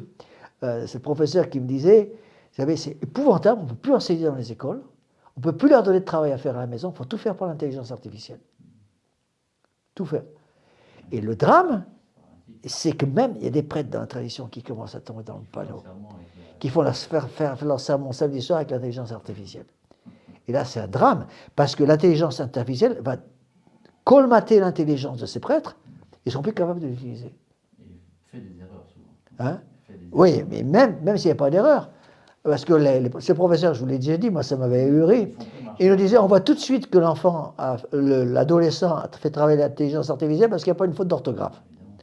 Par contre, il n'y a pas de faute d'orthographe, une faute par mot quand c'est l'enfant qui le fait. Et donc, ils sont obligés maintenant, ils ne peuvent plus faire une rédaction dans les familles, parce que l'intelligence artificielle qui fait le travail, ils sont obligés de faire la rédaction à l'école. Et donc, ça prend du temps, et donc, il n'y a plus de temps pour le reste. Bientôt dans l'école, ils feront travailler les enfants avec l'intelligence artificielle. Mais bien sûr, mais c'est ça le drame. Et attention, c'est pour ça qu'il faut faire un petit peu attention. Il y a des gens qui me disent... Oui, mais il faut faire aussi un petit peu attention. et ça, là, je m'adresse aussi à ceux qui sont en charge des sites, de ne pas trop faire confiance à l'intelligence artificielle. Parce que c'est la tendance actuellement de tout faire par l'intelligence artificielle, y compris de monter les sites, etc. Et c'est un peu dangereux, hein, parce que moi, je vois au niveau des prêtres, enfin, si j'avais à prêcher actuellement, en 2026, une retraite à des prêtres, c'est la première chose que je leur dirais. Je dis attention à ne pas mettre le doigt dans l'intelligence artificielle, dans la préparation de vos sermons, parce qu'à ce moment-là, vous allez vous déconnecter complètement de notre Seigneur Jésus-Christ lui-même. Il y a des prêtres qui deviennent meilleurs en prêchant aussi, grâce peut-être à l'IA. Je ne sais pas. Qui n'étaient pas très bons pour faire leur sermon, oui, ils deviennent bons. Oui, ils deviennent bons, mais c'est aussi très artificiel. Très artificiel, parce que, encore une fois, j'insiste lourdement là-dessus, parce que ça, c'est le conseil que nous avait donné Monseigneur Lefebvre. Moi, je vous l'ai déjà dit plusieurs fois. Monseigneur Lefebvre disait quand on lui a posé la question, moi, tous les sermons, enfin, je l'ai déjà dit, et je le nie pas, et je maintiens ce que j'ai dit. Tous les sermons que j'ai entendus au sermon à Icône étaient nuls, sauf Monseigneur Lefebvre et Monseigneur l'abbé Williamson à l'époque. Bon, j'ai dormi, j'en suis pas fier, à tous les sermons au séminaire pendant 5 ans, sauf quand c'était Monseigneur Lefebvre qui prêchait, là je dormais pas, et quand c'était l'abbé Williamson qui prêchait, ben, je dormais pas non plus. Tous les autres je dormais parce que ça me portait strictement rien. Eh bien, c'est ça le drame de l'intelligence artificielle, ça dessèche les intelligences. Et du coup, le prêtre sera incapable de... Ça ne suffit pas d'avoir un bon sermon, il faut le passer le sermon, il faut le transmettre. Et c'est là où il y a tout un travail. On a posé la question, je ne suis pas le seul, à Monseigneur Lefebvre, comment vous préparez vos sermons? Parce qu'on s'est tous posé la question, un certain nombre va se poser la question, pourquoi Monseigneur Lefebvre a des sermons passionnants? Et Monseigneur Lefebvre nous a dit, je les médite. Je les médite, et c'est ça qu'il faut faire. Et c'est le premier conseil que je donnerais à un jeune prêtre, méditez vos sermons, préparez vos sermons, vos sermons, je dirais, à la rigueur que vous preniez l'intelligence artificielle pour avoir un plan de sermon en début de semaine pour la semaine suivante, mais que vous preniez soin de méditer là-dessus pour humaniser en quelque sorte la chose, ouvrir la porte à la grâce sanctifiante pour que la grâce puisse passer par vous. Vous voyez? Sinon, il n'y a rien qui est fait. Et c'est ça le drame. Et je pense, je maintiens, parce que ça, plusieurs personnes me l'ont déjà dit, qu'un des gros problèmes qu'il y a actuellement avec la fraternité sacerdotale au Saint-Pédis, c'est justement ce dessèchement des âmes. Parce qu'ils ont énormément de mal à se mettre au niveau des âmes à qui ils parlent, parce qu'ils veulent absolument faire des grandes citations de saint Thomas d'Aquin. C'est très bien une citation de saint Thomas d'Aquin. Saint Thomas d'Aquin doit inspirer la prédication. Mais de là à faire une citation uniquement de saint Thomas d'Aquin, avec des termes que les gens ne peuvent pas comprendre, ça ne sert à rien. Rappelez-vous saint Alphonse de Liguori, qui obligeait tous les rédemptoristes à prêcher de telle façon que la personne la plus simple dans la congrégation puisse comprendre le Quand texte. vous êtes en communion avec Léon XIV, c'est difficile effectivement d'être illuminé par l'Esprit Saint. Ben, le problème, il est là. Le problème, il vient de là. Le problème, il vient du fait que la charité a disparu. Et quand vous parlez avec ces prêtres, je ne parle pas des frères de la fraternité Saint-Pédis, là, je parle des prêtres modernes, quelque chose qui a disparu, hein, c'est la confession. Ils ne se confessent plus, c'est terrible. Moi, j'ai parlé avec certains d'entre eux, et je me suis aperçu que ça faisait parfois, c'est en dehors de la confession, hein, il y en a plusieurs années sans confession. Mais comment voulez-vous qu'un homme qui ne se confesse plus, même prêtre, même le pape se confessait. Ben, le pape n'est pas pensé à se confesser tous les jours, ou presque, pour être sûr d'être... Se confesse. Oui, bon, j'en sais rien. Mais le drame, il est là, c'est que si un prêtre moderne ne se confesse plus, il y a de fortes chances qu'il vive dans le péché mortel, malheureusement, soit avec le péché personnel, le péché contre la foi, etc., toutes formes de péché, et ne vivant plus en état de grâce, ils n'ont plus la charité. Donc, il y a un départ de pont, il n'y a pas d'arrivée. Rappelez-vous l'espérance qui fait le lien entre la foi et la charité. Donc, on monte sur le pont, et puis on arrive dans le vide, il n'y a plus rien. Parce que la charité, ben, de l'autre côté, là-bas, et le pont, il n'y a plus de pont. Plus de pont. Et j'ai vu à quel point c'est difficile d'arriver à dire à ces personnes-là, quand ils me contactent, il faut revenir d'abord au point de départ, d'abord une bonne confession. Et c'est difficile même aussi pour les laïcs. Hein. Les laïcs qui ne sont pas confessés, qui sont habitués à ne pas se confesser, à communier n'importe comment, à faire de plus en plus ils parlent directement au bon Dieu et le bon Dieu me pardonne. Ça, c'est du protestantisme, ça. Notre Seigneur a institué le sacrement de pénitence, c'est pas pour les chiens quand même. Eh bien, il faut beaucoup d'humilité pour qu'ils acceptent de reconnaître, je dois d'abord passer par la case confessionnelle. Beaucoup refusent. Beaucoup refusent. C'est pour ça, on voit très bien que les exercices admiens, il y a deux d'entre vous là qui vont suivre l'exercice, voilà ce qu'on fait au début. Au début, l'enseignant le fait, et tous ceux qui m'ont appris à prêcher les exercices avec raison, interdisaient les communions au départ, même aux prêtres. Pas de messe dite par le prêtre qui suit la retraite. Je ne parle pas du prêtre qui prêche. Ceux qui suivent la retraite, ils ne communient pas jusqu'aux confessions. Et surtout pas de confession en moins de 2 jours. C'est impossible. Il faut, le père Vallée disait, je ne sais pas comment convertir quelqu'un en moins de 2 jours, 2 jours et demi. Vous voyez? Alors, on avance encore un peu, il reste un cours, il reste un petit quart d'heure. Patience, on est presque au bout. Hein? Si vous tenez plus le coup, hein, vous allez vous coucher, vous venez d'Australie avec le... Je vous admire, je ne sais pas comment vous faites pour rester Il est 11h du midi pour lui. Hein? Il est midi pour lui. Pas midi, quand même. Bon, alors on avance un peu quand même. Les apôtres, en effet, consacrèrent des évêques et désignèrent nominativement ceux qui devaient être leurs successeurs immédiats dans le ministère de la parole. Rappelez-vous, successeurs des apôtres, les évêques, successeurs des disciples, les prêtres. Mais ce n'est pas tout. Ils ordonnèrent encore à leurs successeurs de choisir eux-mêmes des hommes propres à cette fonction, de les revêtir de la même autorité et de leur confier à leur tour la charge et la mission d'enseigner. Transmission qui doit se faire. Toi donc, ô mon fils, fortifie-toi dans la grâce qui est en Jésus-Christ. Et ce que tu as entendu de moi devant un grand nombre de témoins, confie-le à des hommes fidèles qui soient eux-mêmes capables d'en instruire les autres. C'est Saint Paul à Timothée. Il est donc vrai que de même que Jésus-Christ a été envoyé par Dieu et les apôtres par Jésus-Christ, de même, les évêques et tous ceux qui ont succédé aux apôtres ont été envoyés par les apôtres. Les apôtres nous ont prêché l'Évangile, envoyé par notre Seigneur Jésus-Christ, et Jésus-Christ a été envoyé par Dieu. De la même façon que Dieu le Père a envoyé Dieu le Fils envoie les apôtres qu'il représente. La mission du Christ est donc de Dieu, celle des apôtres et du Christ, et toutes les deux ont été instituées selon l'ordre par la volonté de Dieu. Ça, c'est Saint Clément. Les apôtres prêchaient donc l'Évangile à travers les nations et les villes, et après avoir éprouvé selon l'Esprit de Dieu ce qui étaient les prémices de ces chrétientés, ils établirent des évêques et des diacres pour gouverner ceux qui croiraient dans la suite. Ils instituèrent ceux que nous venons de dire, et plus tard ils prirent des dispositions pour que, ceux-là venant à mourir, d'autres hommes éprouvés leur succédassent dans leur ministère. Des miracles extraordinaires. Une chose qui m'a frappé dans le fait d'aujourd'hui. Aujourd'hui, c'est Saint Robert Bellarmin. Si mes souvenirs sont exacts, Saint Robert Bellarmin a été nommé cardinal à 22 ans. Vous vous rendez compte? Et en plus, c'était un membre de la famille du pape, parce que sa mère... Je crois que sa mère était la... Il y a une histoire de sa mère qui était la sœur du pape. Un truc comme ça. Je ne me rappelle plus exactement les détails. Mais ça m'a énormément frappé. Cardinal à 22 ans, vous vous rendez compte? Et canonisé par l'Église, il est devenu un docteur de l'Église. Justement parce qu'ils avaient compris, ils avaient cette volonté de transmettre quelque chose qui ne leur appartenait pas. Et donc le pape conclut en disant: il est donc nécessaire que d'une façon permanente subsiste d'une part la mission constante et immuable d'enseigner tout ce que Jésus-Christ a enseigné lui-même, d'autre part l'obligation constante et immuable d'accepter et de professer toute la doctrine ainsi enseignée. On revient toujours aux mêmes choses, unité dans la foi, foi dans l'espérance, espérance dans la charité. Donc on enseigne l'intégralité de la foi catholique. Un catholique, c'est quelqu'un qui croit à l'intégralité de la foi. C'est ce que vous faites, monsieur l'abbé. C'est ce que tous les prêtres doivent faire. Moi, le premier, je suis obligé, comme tout le monde, de faire ce que je dois faire, et puis c'est tout. Donc, je n'ai pas à interpréter selon ma volonté propre ce que l'Église catholique a toujours fait. C'est ça, c'est le drame.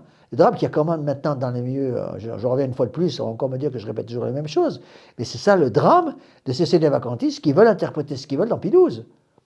Parce qu'il y a, ah oui, Pie XII, il y a des choses qui me plaisent, des choses qui ne me plaisent pas. Donc il y a des choses qui ne me plaisent pas. Vous comprenez, Pie XII, il était sous influence, avec la fête de Saint-Joseph artisan, on pourrait qu'on m'explique comment. Il était sous influence de Bounini pour les réformes de la semaine sainte de 55. Et donc, on ne peut pas suivre. Non, mais attendez, on va où comme ça? Et le Saint-Esprit était où? Il était en vacances? Et il fait la sieste au moment où le pape... Oui, mais il était sous influence. Donc vous voulez dire, ça veut dire, je ne sais pas si vous vous rendez compte jusqu'où ça va.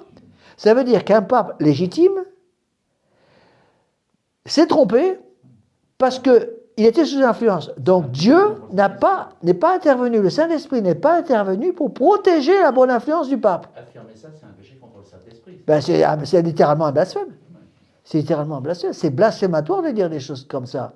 Vous voyez?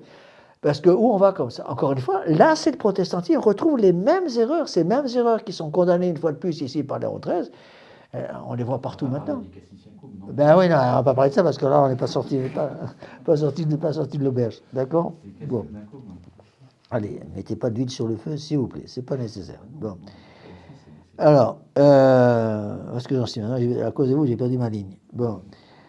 Alors, je répète. Il est donc nécessaire que d'une façon permanente subsiste d'une part la mission constante et immuable d'enseigner tout ce que Jésus-Christ a enseigné lui-même, d'autre part, l'obligation constante et immuable d'accepter et de professer toute la doctrine ainsi enseignée. Je ne suis pas propriétaire de la foi. L'évêque n'est pas propriétaire de la foi. Le cardinal n'est pas propriétaire de la foi. Le pape non plus. C'est ce que Saint Cyprien exprime exactement en ces termes lorsque notre, citation Saint Cyprien, lorsque notre Seigneur Jésus-Christ dans son évangile déclare que ceux qui ne sont pas avec lui sont ses ennemis. Il ne désigne pas une hérésie en particulier, il dénonce comme ses adversaires tous ceux qui ne sont pas entièrement avec lui et qui, ne recueillant pas avec lui, mettent la dispersion dans son troupeau. Celui qui n'est pas avec moi, il disperse. Celui qui n'est pas avec moi est contre moi. Celui qui ne recueille pas avec moi disperse. Ça, c'est des phrases clés. Est-ce que je transmets? Et ce n'est pas simplement valable pour tous les prêtres, hein. C'est valable aussi pour tous les parents. Attention, hein. Est-ce que vous êtes transmis? Est-ce que j'ai transmis? Et comment on juge la transmission? On juge la transmission par les fruits. Par les fruits. Et ça, c'est...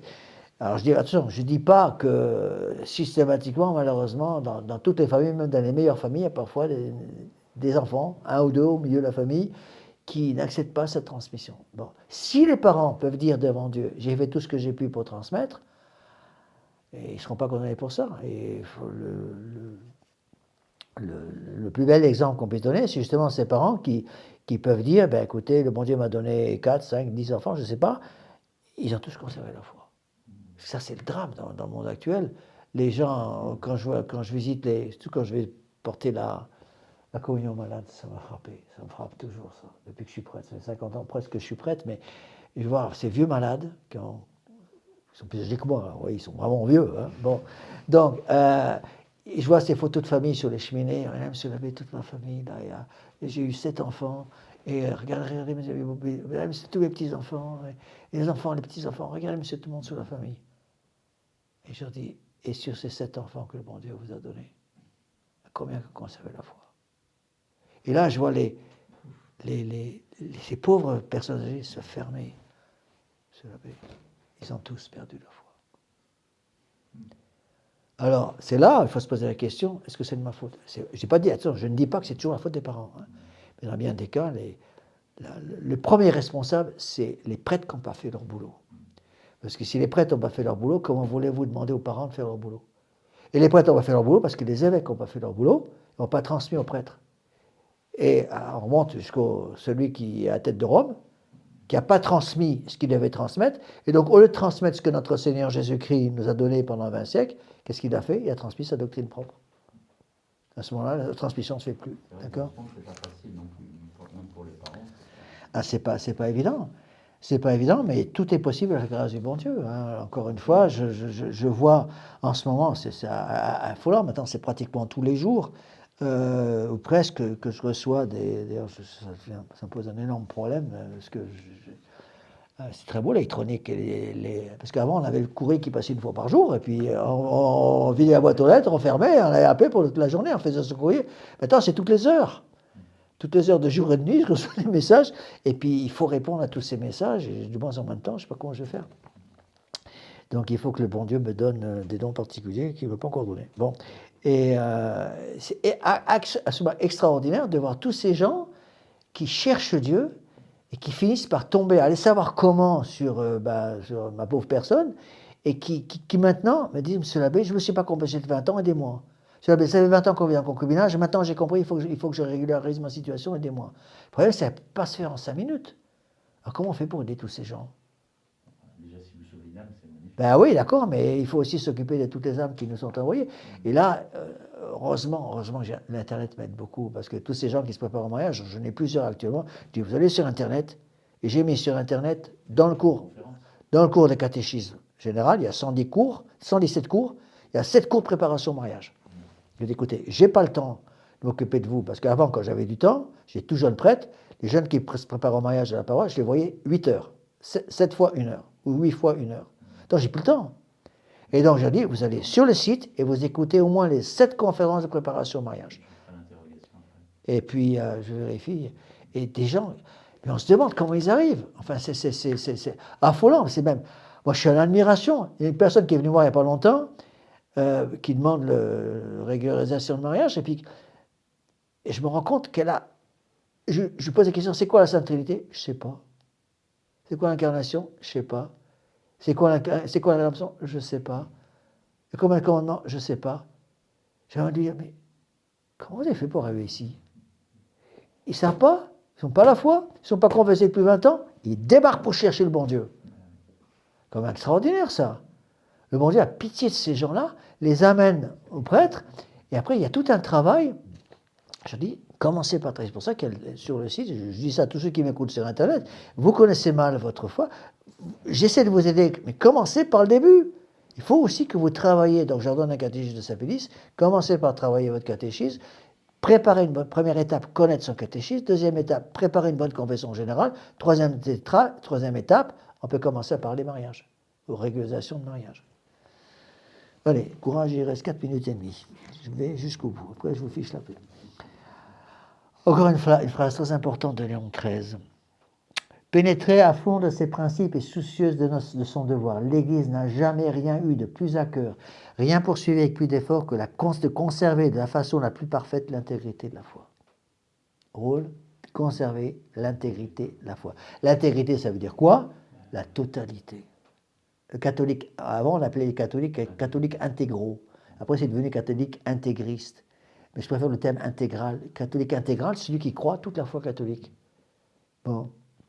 Le problème, c'est, on revient toujours au même truc, est-ce qu'il est possible de croire l'intégralité de l'enseignement des 20 premiers conciles œcuméniques et en même temps de croire à l'intégralité du Concile Vatican II qui dit le contraire? Pas possible. Est-ce qu'il est possible de suivre les 160 premiers papes de l'Église tout en voulant suivre en même temps les 6 ou 7 papes, ou, entre guillemets, qui prétendent être papes depuis la mort du pape Pie XII? C'est impossible. Alors, qu'est-ce qui se trompe? 20 conciles œcuméniques contre 1, 160 papes contre 6. Comment? Ben oui. Oui, c'est sûr. Vous voyez? Je répète cette phrase qui est très importante. Pénétrer à fond de ses principes et soucieuse de son devoir. L'Église n'a jamais rien eu de plus à cœur, rien poursuivi avec plus d'efforts que de conserver de la façon la plus parfaite l'intégrité de la foi. C'est pourquoi, écoutez bien, elle a regardé comme des rebelles déclarés et chassé loin d'elle tous ceux qui ne pensaient pas comme elle sur n'importe quel point de sa doctrine. Très fort comme phrase. Toute personne qui se coupe de l'intégralité de la foi se coupe de notre Seigneur Jésus-Christ. Toute personne qui nie un seul point de la doctrine catholique se coupe de la foi catholique. Donc, si je nie, par exemple, pour reprendre l'exemple que je vous donnais, si je nie si je prétends que la liberté de conscience est un droit fondamental, ça s'oppose à un point fondamental de la foi catholique. Est-ce que je suis encore un catholique moyen? Non. L'Église chasse loin d'elle ceux qui ne pensent pas comme elle. À partir du moment où, dans ma façon de penser, dans ma façon d'écrire, dans ma façon de me comporter, je dis le contraire de ce que l'Église catholique a enseigné pendant 20 siècles, dit le pape Léon XIII, c'est pas moi qui parle, je suis chassé par l'Église catholique de son sein parce que je refuse de penser comme elle. L'Église regarde, je répète cette phrase, l'Église regarde ceux qui ne veulent pas conserver de la façon la plus parfaite l'intégralité de la foi comme des rebelles déclarés, des ennemis de l'Église, et chasse loin d'elle tous ceux qui ne pensent pas comme elle sur n'importe quel point de sa doctrine. Vous voyez ? Et après, il va commencer à citer, alors je ne vais pas me lancer là-dedans parce que ça demande un peu d'explication, on fera ça la prochaine fois, les ariens, les montanistes, les novaciens, les quattrodécimants, les eutychiens, etc. Tous les hérétiques de tout poil depuis les premiers hérétiques, depuis les premiers hérétiques sous la gnose, tout à fait au début de l'Église, qu'est-ce qu'ils font? Ils se coupent de l'intégrité de la foi. Vous voyez? Et c'est exactement ce qui se passe actuellement. Et donc, l'Église de Vatican II, malheureusement, c'est la conclusion, n'est pas une partie de l'Église catholique, ce n'est plus l'Église catholique parce qu'ils ne pensent plus comme tel que l'Église catholique a toujours pensé. Voilà, bon, on va arrêter là. Vous avez été bien patient, c'est bien, je vous félicite. C'est tous ceux qui ont fait 20 000 km pour assister à ce cours. Hein, d'Australie, c'est quand même pas loin.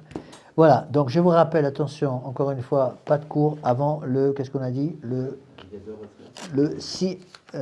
3 juin, d'accord? Voilà, donc on va terminer par une prière. Au nom du Père et du Fils et du Saint-Esprit, ainsi soit-il. Je vous salue Marie, pleine de grâce, le Seigneur est avec vous. Vous êtes bénie entre toutes les femmes et Jésus, le fruit de vos entrailles, est béni. Sainte Marie, Mère de Dieu, priez pour nous pauvres pécheurs, maintenant et à l'heure de notre mort. Nos saints anges gardiens, Saint Pie X, Saint Joseph, Saint Thomas d'Aquin, du Père, du Fils et du Saint-Esprit, ainsi soit-il. Voilà, je vous remercie. Allez. Je sais pas comment vous faites, vous, pour pas tomber. Moi, quand je passais de l'autre côté du. Je vois plus le. J'ai coupé le micro déjà. Ah non, celui-là, ouais. Comment Normalement, il y a un petit point rouge sur lequel on appuie, il n'y est pas là. Aïe, aïe, aïe. Regardez ce qu'il y a. Voilà ce qu'il y a. Regardez.